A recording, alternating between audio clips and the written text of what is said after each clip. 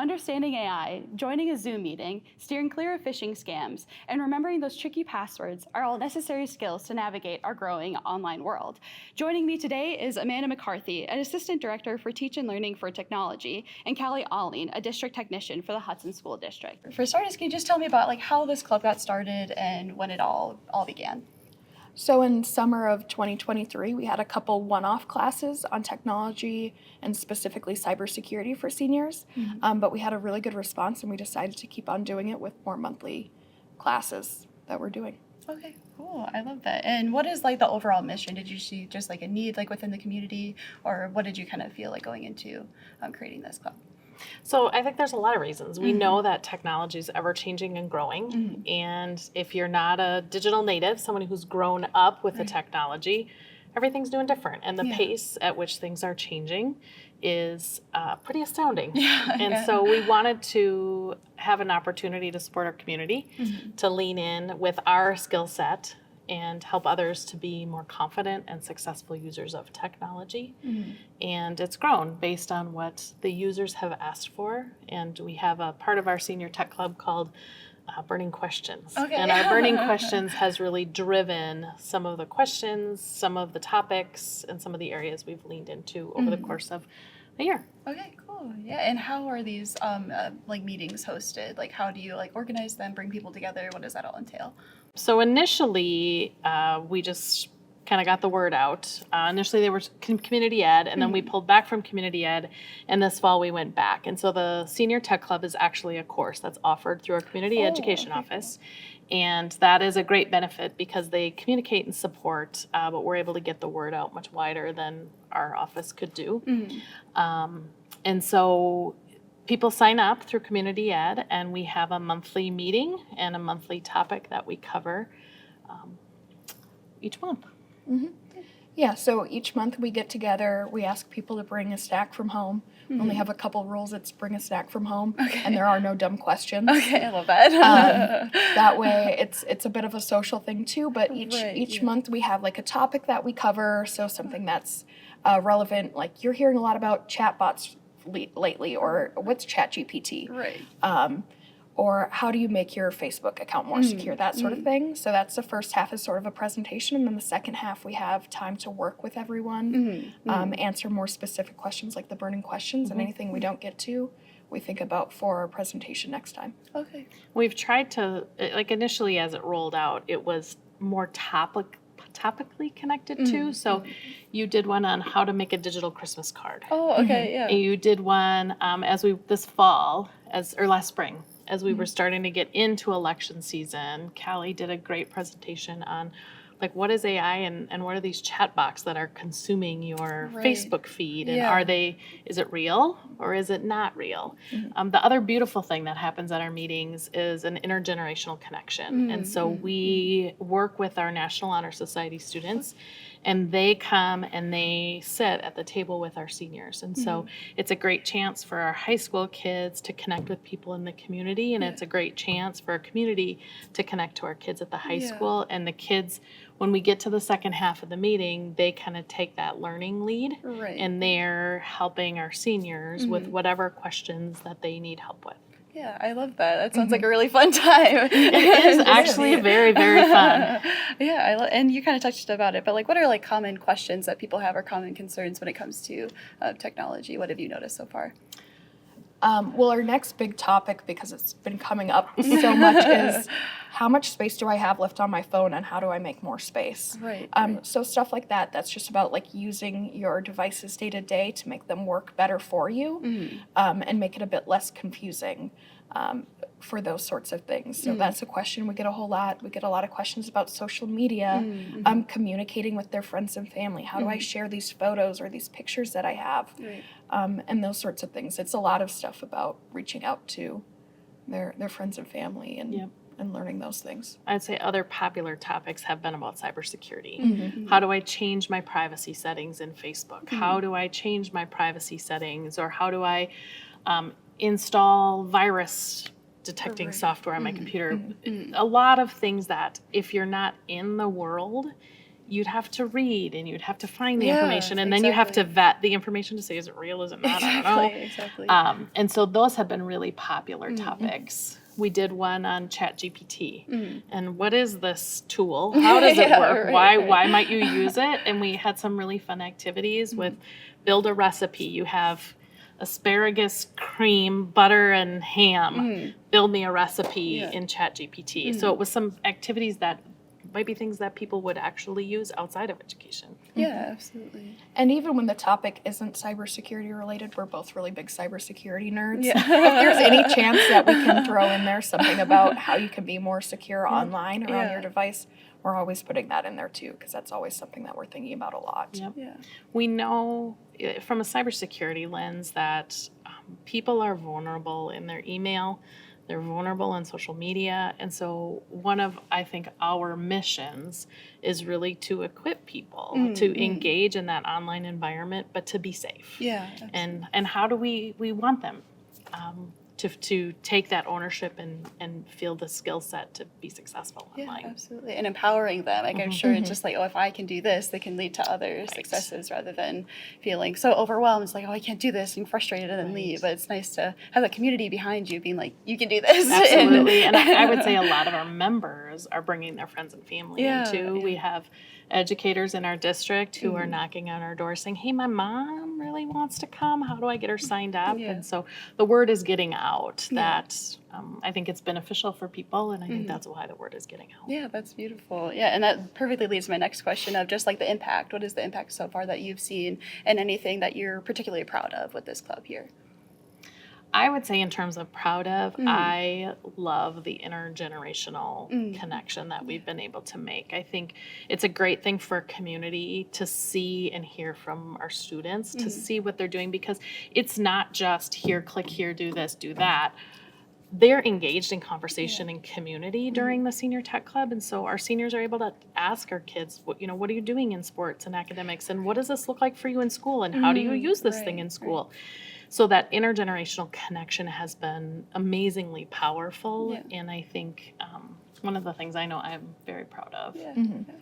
I love seeing the people who are coming back month after month, because you can come one time and get a question answered, but other people are coming back every single time and they're learning new stuff, and it's really cool seeing them get more confident in stuff, and they're answering questions for each other now, and they're just feeling a lot more comfortable and confident in all the technology that they're using and sharing that with others. Yeah. Watching people grow in their skill set is it's really validating that you're doing the right work, and the fact that we have an opportunity to support our community has been, it's just a lovely thing that we can do. Yeah, and continue that passion for learning in general too. Yeah, just you can learn beyond not just being a student, but just like well into your senior years, which I think is really beautiful too. And I would say, as much as there's like people think seniors don't understand or can't do, man, they challenge us every single meeting. They're challenging our skills, and they're challenging our ability to interact on these different platforms because they have like truly burning questions. Yeah, yeah, absolutely. That's amazing.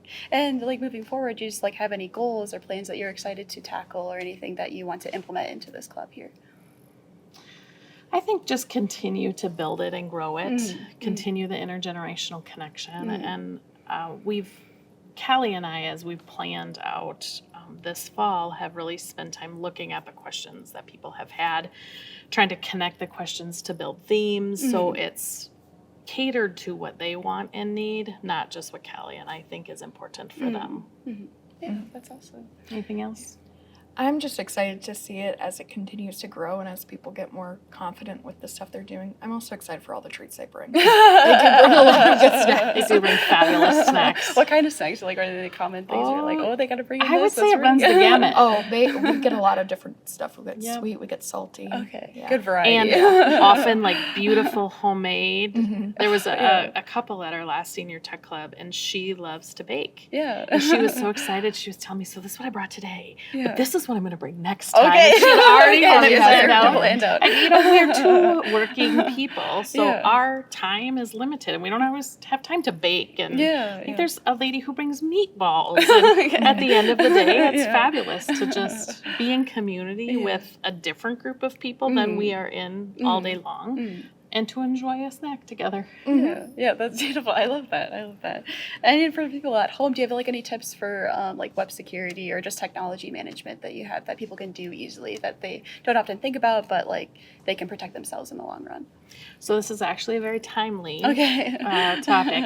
October is Cybersecurity Awareness Month, and as Callie said, we're big cybersecurity nerds. But we know that there are billions of phishing emails sent out every single day, and they're intended to be harmful to people, to gain access to their credentials, to gain access to their accounts, and then to use them in ways that's not beneficial to the person. And so creating strong passwords and not repeating passwords on your accounts. The most common password, amazingly enough, is password 321. So something other than that.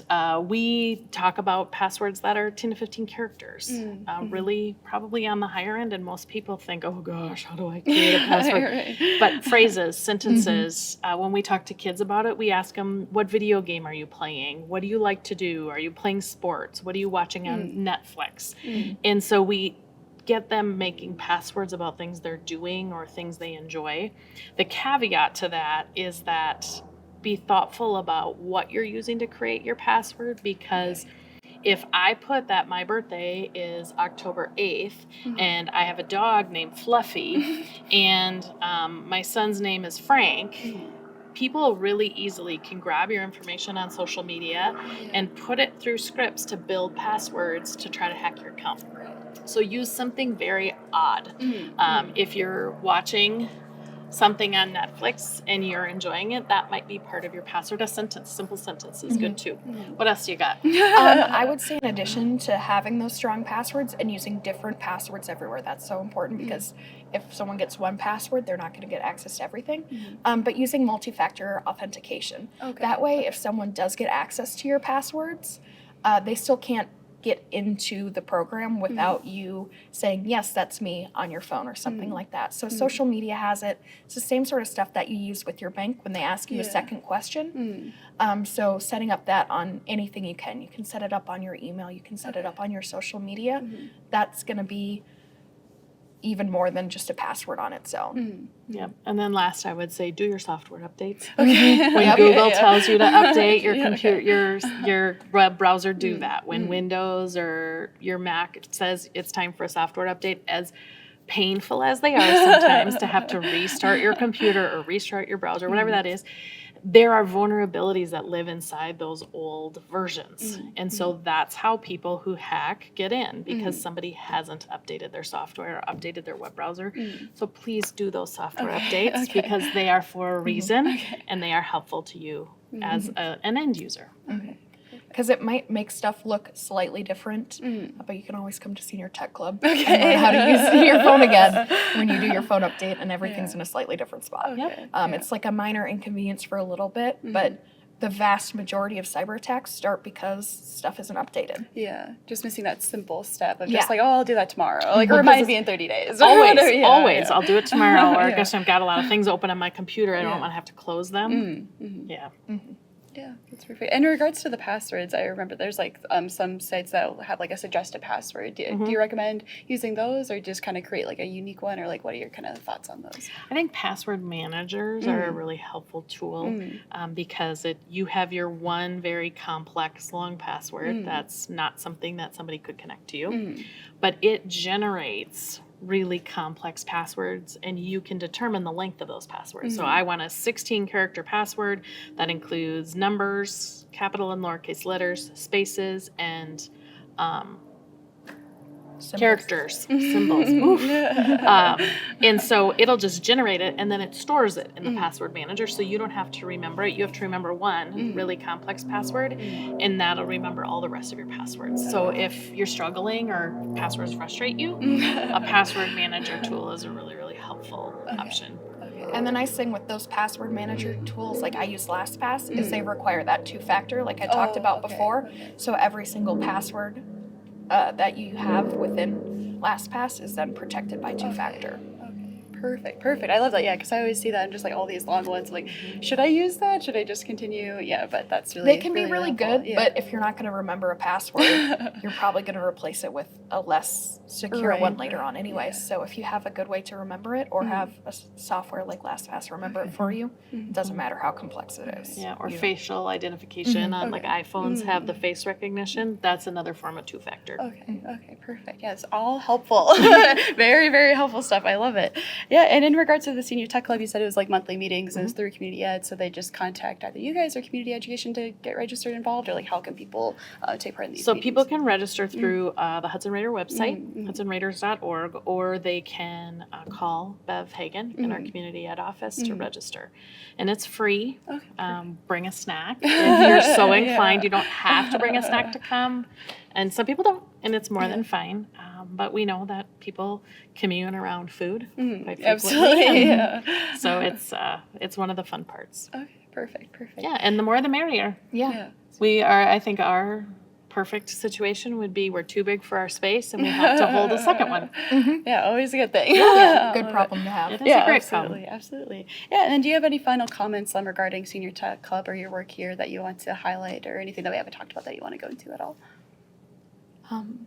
I don't think so. I think that covered a lot of it, or all of it. Yeah. Yeah, I think it's just a really, for me, it's a highlight of my month to be able to interact with people outside of our four walls, and we look forward to more people joining our club. I love it. Well, thank you again so much. I really, really appreciate learning more and having this discussion. I think a lot of people can take away a lot from this. So thank you again. Thank you I really very much. appreciate it. Yeah, from Western Wisconsin Journal, I'm Kaitlyn Doolittle.